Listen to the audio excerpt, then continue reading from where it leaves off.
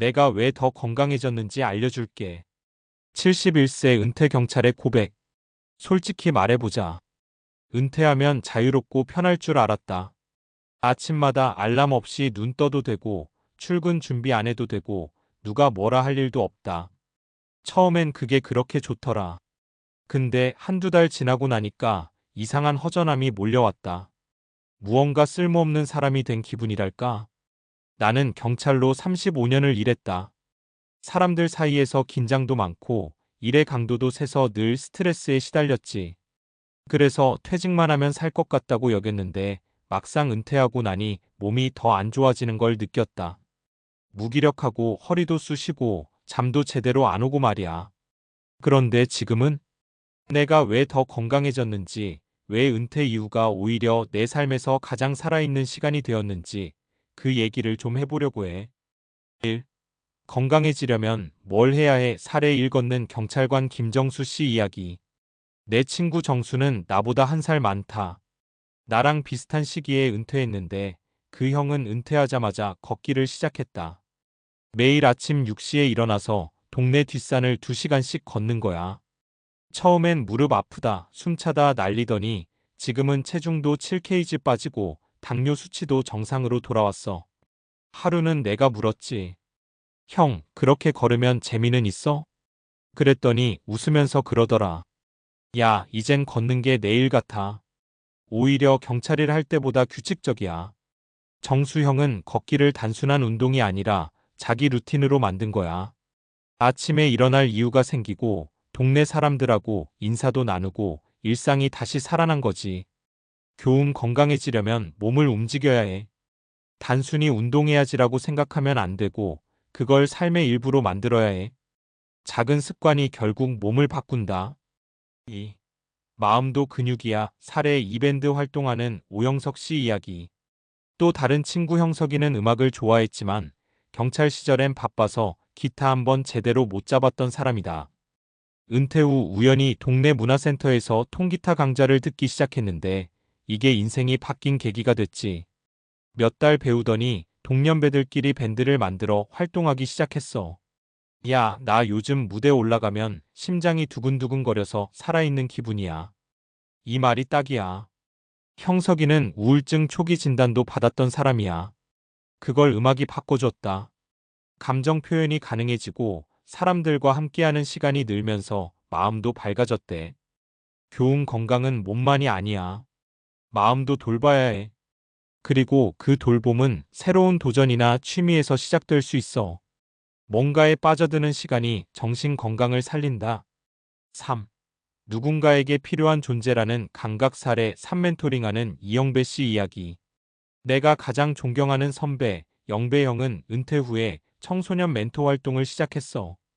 경찰로서 경험한 다양한 이야기를 중고등학생들한테 들려주면서 진로 상담도 해주고 폭력 예방 교육도 하고 그 형이 어느 날 그러더라고. 난 은퇴하고 나서야 진짜 내가 사람들에게 도움이 될 수 있단 걸 알았어.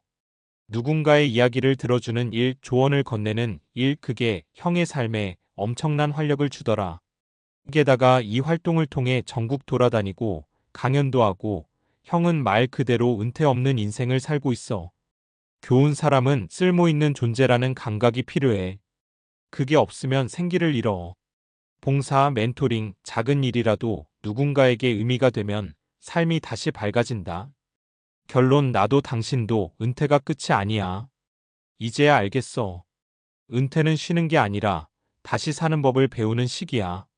나는 하루 30분씩 걷고 그림도 그리고 동네 아이들한테 교통안전 자원봉사도 한다.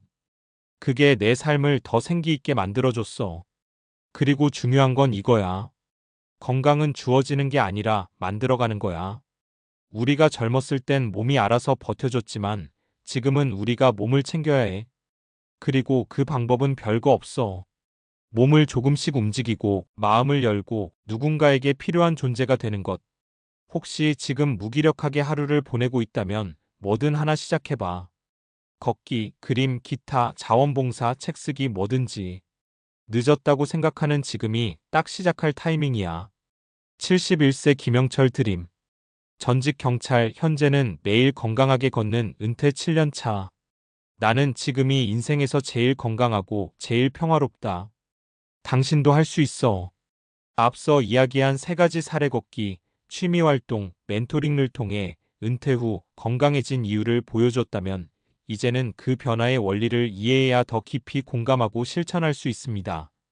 이번에는 왜 그런 활동들이 실제로 건강에 좋을 수밖에 없는지를 논리적 근거와 과학적 지식을 바탕으로 설명드릴게요. 어렵지 않게 풀어드릴 테니 걱정 마세요. 은퇴 후 활동이 건강을 되찾는 진짜 이유. 과학과 경험이 만나는 지점. 1. 규칙적인 신체 활동이 뇌까지 살린다. 걷기, 가벼운 운동, 등산 같은 활동은 단순히 다리 근육만 단련시키는 게 아닙니다. 신체를 움직이면 뇌에서도 변화가 생깁니다. 그 이유는 다음과 같습니다. 혈류 증가 운동을 하면 심장이 더 빠르게 뛰고 그 덕에 뇌에 공급되는 산소와 영양이 늘어납니다. BDNF 뇌유래 신경 영양인자 증가 일종의 뇌 영양제 같은 물질인데 걷기나 유산소 운동을 하면 뇌에서 이 물질이 더 많이 생성됩니다. 이건 신경세포를 보호하고 기억력을 높이는 데 큰 역할을 해요. 우울증 완화 운동은 세로토닌, 도파민, 엔도르핀 같은 기분 좋은 호르몬을 증가시켜줍니다. 그래서 규칙적인 운동을 하면 자연스럽게 기분도 좋아지고 무기력함도 줄어듭니다. 정리하자면 걷기 같은 활동은 단순히 체력 증진이 아니라 뇌 기능을 유지하고 정신 건강까지 지키는 종합 건강 전략이에요. 2. 취미와 몰입의 힘플로우 상태가 주는 활력. 은퇴 후에 뭘 해야 할지 몰라 허전한 분들 많죠. 하지만 무언가에 몰입해보면 확실히 달라집니다. 왜냐하면 플로우 상태라는 게 있습니다.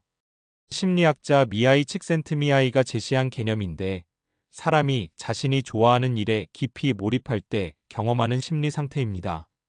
이때 스트레스가 줄고 자아 존중감이 오르며 시간 가는 줄 모르고 살아있다는 느낌을 받게 됩니다. 예를 들어 그림, 글쓰기, 악기, 요리, 뜨개질, 정원 가꾸기 등 집중을 요구하면서도 재미있는 활동은 약한 명상과 비슷한 효과를 줍니다. 심장 박동이 안정되고 호흡이 고르게 되고 스트레스 호르몬인 코르티솔 수치도 낮아져요.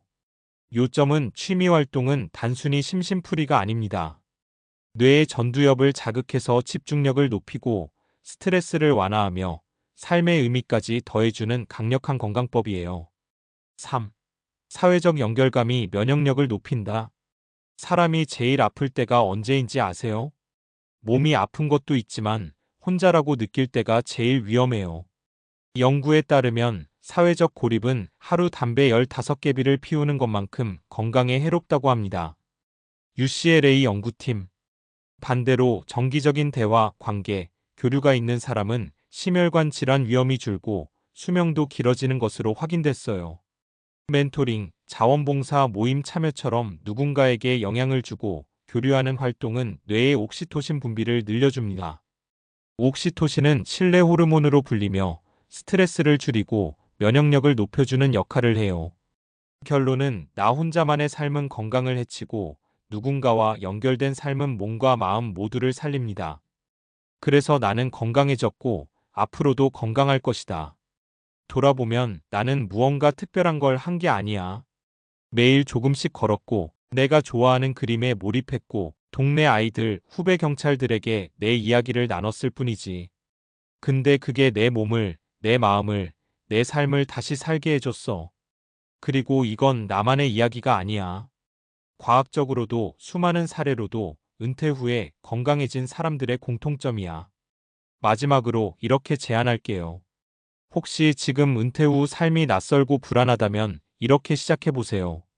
몸부터 깨우기 매일 20분 걷기부터 시작. 비 오는 날엔 실내 스트레칭이라도. 한 가지 몰입거리 찾기 예전에 좋아했던 것, 관심 있었던 것 중 하나를 골라서 해보기. 누군가와 연결되기 동호회, 자원봉사 지역 커뮤니티에 가볍게 발 담가보기. 작은 변화가 나중에 큰 건강 차이를 만들어냅니다. 나도 그랬어.